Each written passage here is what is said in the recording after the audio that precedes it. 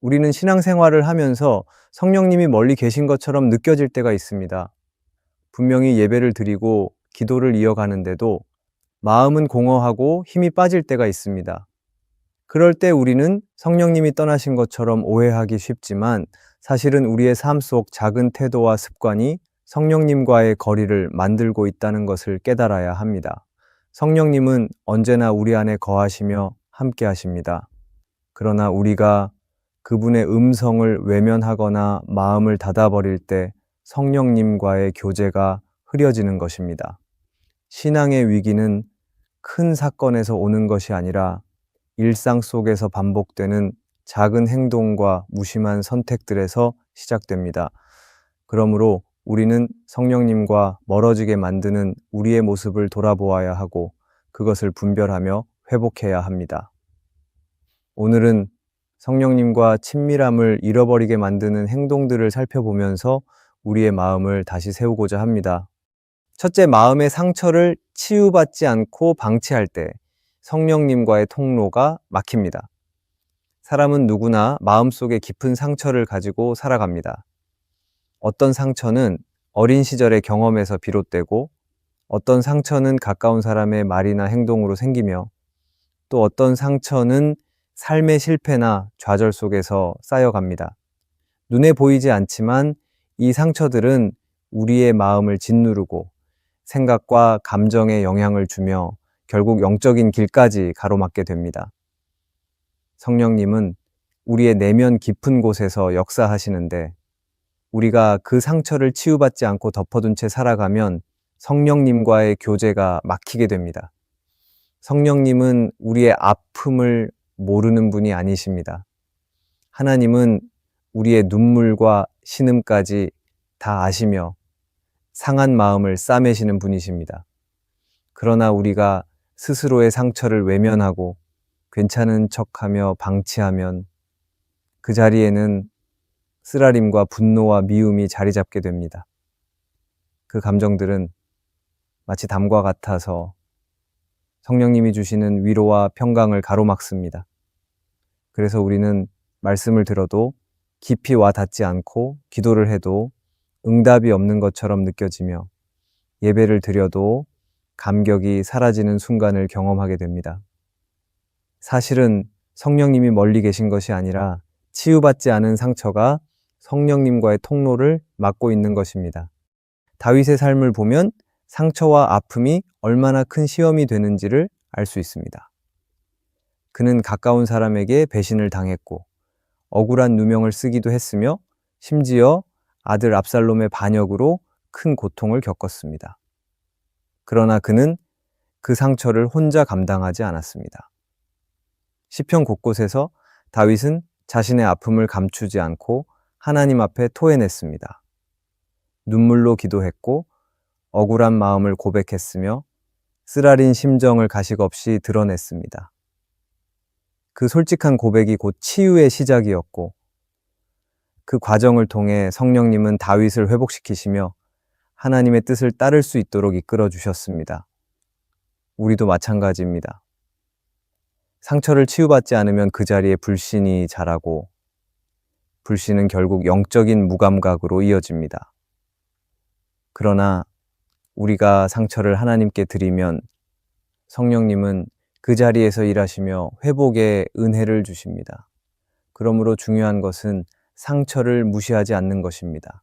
아픈 기억을 덮어두고 살면 언젠가 더 큰 무너짐으로 나타나지만 그것을 성령님께 드리면 오히려 은혜의 통로가 될 수 있습니다. 상처를 방치할 때 성령님과의 거리가 멀어진다는 사실은 우리의 일상을 돌아보게 만듭니다. 누군가의 말에 아직도 마음이 아프다면, 과거의 사건이 여전히 떠오르며 분노가 일어난다면 그것은 치유되지 않은 상처가 여전히 남아있다는 증거입니다. 이 상처는 반드시 하나님께 가지고 나아가야 합니다. 성령님은 우리가 정직하게 아픔을 인정할 때 역사하시고 그 자리에서 새로운 평안을 허락하십니다. 사탄은 우리가 상처를 붙들고 살도록 부추깁니다. 그러면 성령님과의 관계가 멀어지고 마음은 어두워지고 결국 믿음의 길에서 주저앉게 되기 때문입니다. 그러나 우리가 상처를 붙들지 않고 하나님께 드릴 때 오히려 그 상처는 하나님의 은혜를 경험하는 자리가 됩니다. 성령님은 깨어진 마음을 통해 일하시고 낮아진 심령을 통해 하나님의 위로와 능력을 부어주십니다. 따라서 우리는 상처를 방치하지 말고 성령님 앞에 내려놓아야 합니다. 내 힘으로는 치유할 수 없지만 성령님은 오늘도 그 상처를 싸매시고 회복시키십니다. 성령님은 우리가 아픔 속에 머무르는 것을 원하지 않으시며 그 상처를 통해 더 깊은 믿음으로 이끌어 주십니다.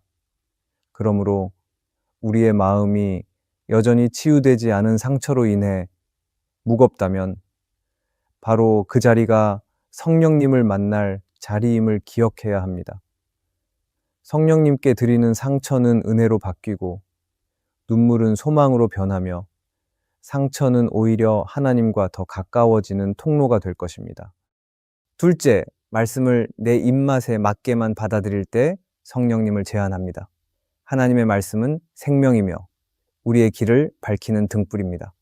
그러나 말씀을 대하는 우리의 태도가 성령님과의 관계를 결정짓습니다. 어떤 이들은 말씀을 전체로 받아들이기보다 자신이 원하는 부분만 골라서 붙잡습니다. 위로와 축복의 말씀은 쉽게 받아들이지만 회개와 순종을 요구하는 말씀은 외면합니다. 이렇게 말씀을 편식하는 태도는 결국 성령님을 제한하는 길이 됩니다. 왜냐하면 성령님은 말씀 전체를 통해 역사하시기 때문입니다. 성경에 기록된 말씀은 시대와 상황을 초월해 지금 우리에게 주신 하나님의 음성입니다. 하지만 우리는 종종 말씀을 내 상황에 맞추려 하고 내 생각과 기준에 부합하는 부분만 마음에 담습니다. 그렇게 되면 말씀은 더 이상 내 삶을 변화시키는 권위가 아니라 나를 위로하는 도구로만 남게 됩니다. 결국 성령님은 우리 안에서 충분히 역사하시지 못하고 말씀의 능력은 약화됩니다. 이스라엘 백성의 모습은 이를 잘 보여줍니다. 그들은 하나님이 약속하신 축복의 말씀은 즐겨 붙잡았지만 순종을 요구하는 말씀은 무시했습니다. 하나님께서 가나안 땅을 주시겠다고 하셨을 때는 크게 기뻐했지만 광야에서 훈련과 순종을 요구하실 때는 불평하며 거부했습니다. 결국 그 선택은 성령님의 인도하심을 제한했고 약속의 땅에 들어가지 못하는 결과로 이어졌습니다. 하나님의 말씀을 부분적으로만 받아들일 때 결국 신앙은 흔들리고 성령님의 역사는 약해질 수밖에 없습니다. 오늘 우리 삶에서도 이런 모습은 반복됩니다. 우리는 힘들 때는 하나님이 주시는 위로의 말씀을 찾습니다. 그러나 하나님이 고쳐야 한다고 말씀하실 때는 듣지 않으려 합니다.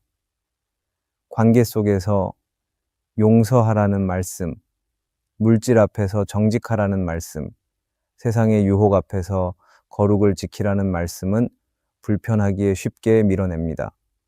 그러나 바로 그 불편한 말씀이 우리를 살리고 영혼을 회복시키며 성령님이 역사하시는 길을 열어줍니다.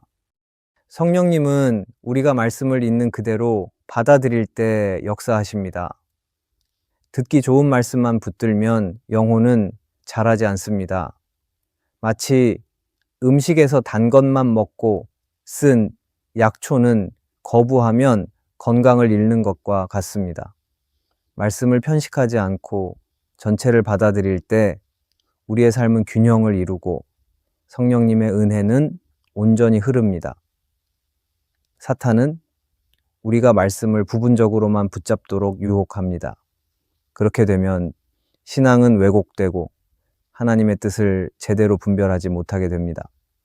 그러나 성령님은 말씀 전체를 통해 우리를 다듬으시고 때로는 칼날처럼 아프게 찌르기도 하시며 때로는 따뜻한 위로로 감싸 주십니다. 그 모든 과정이 합력하여 선을 이루고 우리를 성숙한 신앙인으로 세워갑니다. 그러므로 우리는 말씀을 내 입맛대로 고르지 않고 하나님이 주시는 말씀을 온전히 받아들여야 합니다. 때로는 부담이 되고 불편할지라도 그것을 통해 성령님은 우리의 마음을 변화시키시고 하나님의 뜻에 합당한 삶으로 이끄십니다. 하나님의 말씀은 언제나 우리를 살리고 진리 가운데로 인도하는 빛입니다. 성령님을 제한하지 않고 말씀 앞에 온전히 서는 것은 결국 믿음의 선택입니다. 내가 원하는 말씀이 아니라 하나님이 원하시는 말씀을 따라 살기로 결단할 때 성령님은 더 크고 놀라운 일을 이루십니다. 우리의 마음이 불편하더라도 말씀을 전체로 받아들이는 자리에 있을 때 성령님의 역사는 결코 멈추지 않고 우리를 더욱 깊은 은혜로 인도하실 것입니다. 셋째, 신앙생활을 비교로 평가할 때 성령님의 자유를 잃습니다. 하나님께서 우리에게 주신 신앙은 각 사람에게 독특하고 특별한 길입니다. 은혜의 시기도 다르고 성숙해지는 과정도 다르며 하나님께서 맡기신 사명도 모두 다릅니다. 그러나 우리는 종종 다른 사람과 나를 비교하며 신앙을 평가하려는 유혹에 빠집니다. 누군가가 더 많은 사역을 감당하는 것처럼 보일 때, 더 열정적으로 예배드리는 것처럼 보일 때 우리는 스스로를 부족하다고 생각하거나 반대로 자만하게 됩니다. 이러한 비교는 성령님이 주시는 자유와 평강을 빼앗아 버립니다. 성경은 우리가 몸의 지체와 같다고 말씀합니다. 눈은 눈의 역할이 있고 손은 손의 역할이 있으며 발은 발의 역할이 있습니다. 그런데 눈이 손과 자신을 비교하거나 발이 머리와 자신을 비교한다면 몸은 건강하게 움직일 수 없습니다. 각자가 맡은 자리에서 자신의 역할을 다할 때 몸은 건강하게 세워집니다. 마찬가지로 교회와 신앙도 그렇습니다. 하나님은 각 사람에게 고유한 은사와 은혜를 주셨고 그 길이 다름을 인정할 때 성령님의 역사는 온전히 나타납니다. 그러나 비교하는 순간 우리는 하나님이 주신 고유한 부르심을 잃어버리고 성령님의 자유를 제한해버립니다. 예수님 시대의 바리새인들은 늘 비교 속에 살았습니다. 그들은 다른 사람보다 더 의롭다고 여겼고 더 많이 기도하고 더 많이 금식한다고 자랑했습니다. 그러나 하나님 앞에서의 진실한 믿음은 사라지고 형식만 남았습니다. 반대로 세리와 같은 사람은 하나님 앞에서 자기의 죄인됨을 인정하며 가슴을 치며 기도했습니다. 예수님은 바로 그 낮은 자의 기도를 의롭다 하셨습니다. 비교로 신앙을 평가하는 순간 성령님은 멀어지지만 하나님 앞에서 진실하게 나아가는 자리에는 성령님의 은혜가 충만하게 임합니다. 우리의 일상에서도 이런 모습은 자주 나타납니다. 교회에서 누군가는 기도를 길게 하는데 나는 짧게 한다고 열등감을 느낍니다. 다른 사람은 봉사를 많이 하는데 나는 그렇지 못하다고 자책합니다. 또 어떤 때는 반대로 내가 더 오래 신앙생활을 했다고 우월감을 갖습니다. 그러나 이러한 비교는 결국 신앙을 무너뜨리고 성령님이 주시는 기쁨을 빼앗아 갑니다. 신앙은 경쟁이 아니라 하나님과 나 사이의 관계이기 때문입니다. 하나님은 우리의 속마음을 보시고 각 사람에게 맡겨진 은혜의 길을 따라 걷기를 원하십니다.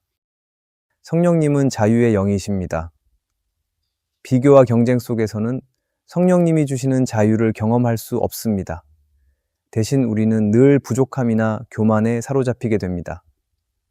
성령님과 함께하는 삶은 다른 사람과 비교하며 누가 더 낫고 못한지를 따지는 것이 아니라 하나님이 나에게 주신 길을 감사로 걸어가는 것입니다. 나에게 주신 은혜와 자리에서 충성하는 삶이 곧 성령님이 기뻐하시는 삶입니다. 비교는 사탄이 즐겨 사용하는 도구입니다. 비교하게 되면 스스로의 정체성을 잃게 되고 다른 사람의 삶에 매여 하나님이 주신 자유를 빼앗기게 됩니다. 그러나 성령님은 우리의 시선을 다른 사람에게서 거두어 하나님께 고정시키십니다. 그분은 나의 작은 헌신도 귀히 여기시며 진심으로 드린 한마디 기도도 기뻐 받으십니다. 그러므로 우리는 비교가 아닌 감사와 믿음으로 신앙을 걸어가야 합니다. 하나님은 나만의 길을 주셨고 성령님은 그 길을 인도하고 계십니다. 다른 사람의 삶을 따라가는 것이 아니라 하나님이 나에게 주신 은혜를 따라 살아갈 때 참된 자유와 기쁨을 누릴 수 있습니다. 비교는 영혼을 속박하지만 성령님은 우리를 자유롭게 하십니다. 그러므로 오늘도 성령님 안에서 주어진 자리를 감사로 지키며 나의 길을 걸어갈 때 하나님은 그 삶을 기뻐하시고 풍성한 열매로 인도하실 것입니다. 넷째, 잠잠히 주님의 음성을 듣지 않을 때 성령님의 속삭임을 잃습니다. 신앙생활에서 우리는 많은 말을 하고 많은 일을 합니다. 그러나 정작 가장 중요한 것은 잠잠히 주님의 음성을 듣는 것입니다. 하나님은 우리가 조용히 멈추어 설 때 말씀하시고 성령님은 고요한 순간 속에서 우리의 마음에 속삭이십니다. 하지만 우리의 삶이 늘 분주하고 소음으로 가득 차 있다면 성령님의 음성은 점점 희미해집니다. 예배 자리에 앉아 있어도 마음은 다른 생각으로 가득 차 있고 기도 중에도 끊임없이 내 말만 늘어놓는다면 성령님이 주시는 세밀한 음성을 들을 수 없습니다. 결국 듣지 못하니 점점 무뎌지고 성령님의 인도하심에서 멀어지게 됩니다. 성경은 하나님께서 엘리야에게 나타나실 때 큰 바람이나 지진이나 불 가운데 계시지 않고 세미한 소리로 임하셨다고 기록합니다. 이는 하나님께서 항상 크고 화려한 방법으로 말씀하시지 않는다는 것을 보여줍니다. 오히려 고요하고 작은 순간 속에서 말씀하시며 잠잠히 귀 기울일 때 그 음성을 들을 수 있습니다. 성령님도 마찬가지입니다. 우리의 마음이 고요히 하나님을 향할 때 성령님의 속삭임이 들립니다. 그러나 우리가 늘 분주하게 움직이고 하나님보다 내 일과 감정에 몰두하면 성령님의 음성은 점점 멀어집니다. 우리는 잠잠히 듣는 훈련이 필요합니다. 기도할 때 말을 줄이고 말씀을 읽을 때는 멈추어 곱씹고 하루를 살아가면서도 의도적으로 잠시 멈추어 하나님을 바라보는 시간이 필요합니다. 성령님은 조용히 기다리시는 분이십니다. 우리가 마음을 열고 귀 기울일 때 성령님은 분명히 말씀하시고 길을 보여주시며 마음을 만져주십니다. 그러나 듣지 않는 사람에게 억지로 말씀하시지 않습니다. 존 스토트는 그의 책 제자도에서 이렇게 말했습니다. 하나님의 말씀은 언제나 우리 앞에 놓여 있으나 듣는 태도가 없으면 그 말씀은 열매 맺지 못합니다. 이 말처럼 성령님의 음성은 늘 우리 곁에 있으나 잠잠히 듣지 않으면 그 은혜를 놓치게 됩니다. 문제는 하나님께서 말씀하지 않으시는 것이 아니라 우리가 듣지 않는다는 데 있습니다. 사탄은 우리의 귀를 막는 데 능숙합니다. 바쁘게 움직이도록 늘 소음 속에 머물도록 자기 말만 하며 살아가도록 만들면 성령님의 음성을 듣지 못하게 할 수 있기 때문입니다. 우리가 듣지 못하면 분별을 잃고 분별을 잃으면 신앙은 쉽게 흔들립니다. 결국 작은 선택에서도 하나님이 원하시는 길을 놓치고 내 생각과 감정에 끌려가게 됩니다. 그러므로 우리는 삶의 자리에서 잠잠히 듣는 습관을 세워야 합니다. 아침에 하루를 시작할 때 짧은 시간이라도 말씀 앞에 머물며 주님의 음성을 구하고 기도할 때는 내 말만 쏟아내지 말고 성령님의 음성을 기다려야 합니다. 또한 결정의 순간마다 멈추어 하나님의 뜻을 물어야 합니다. 그렇게 할 때 성령님은 분명히 우리에게 속삭이시고 마음을 움직이시며 길을 보여주십니다. 성령님은 언제나 우리 곁에 계십니다. 그러나 그분의 속삭임을 듣는 것은 우리의 몫입니다. 우리의 귀가 늘 세상의 소리에만 열려 있다면 성령님의 음성을 잃게 됩니다. 하지만 우리가 잠잠히 주님 앞에 서서 귀 기울일 때 성령님은 말씀하시며 그 음성은 우리의 길을 인도하고 마음을 새롭게 하십니다. 그러므로 듣는 삶을 결단하십시오. 그때 성령님의 속삭임은 다시 우리의 영혼을 살리고 우리의 길을 밝히며 하나님의 뜻 가운데로 인도할 것입니다. 성령님은 우리를 떠나지 않으시고 언제나 함께 하시지만 우리가 마음을 열고 그분의 음성에 귀 기울일 때 더 깊은 교제를 누릴 수 있습니다. 조용히 멈추어 서서 주님의 음성을 들을 때 영혼은 새 힘을 얻고 삶은 다시 하나님의 평강 안에서 세워질 것입니다. 오늘의 말씀이 은혜가 되셨다면 댓글에 아멘이라고 적어주시면 감사하겠습니다. 여러분들이 남겨주시는 댓글은 정말 큰 힘이 됩니다. 그리고 여러분들이 눌러주시는 좋아요와 구독도 큰 힘이 됩니다. 오늘도 함께 해주셔서 감사합니다. 기도하겠습니다. 주님, 오늘 말씀을 통해 제 마음을 살피며 성령님의 음성에 귀 기울이기로 다짐합니다. 제 안에 상처를 방치하지 않고 주님께 내어드리며 말씀을 온전히 받아들이는 믿음을 구합니다. 비교가 아닌 감사로 살며 잠잠히 주님의 속삭임을 듣는 삶을 선택합니다. 성령님과 동행하는 길에서 흔들리지 않도록 오늘도 우리의 마음을 붙들어 주옵소서. 예수님의 이름으로 기도합니다. 아멘.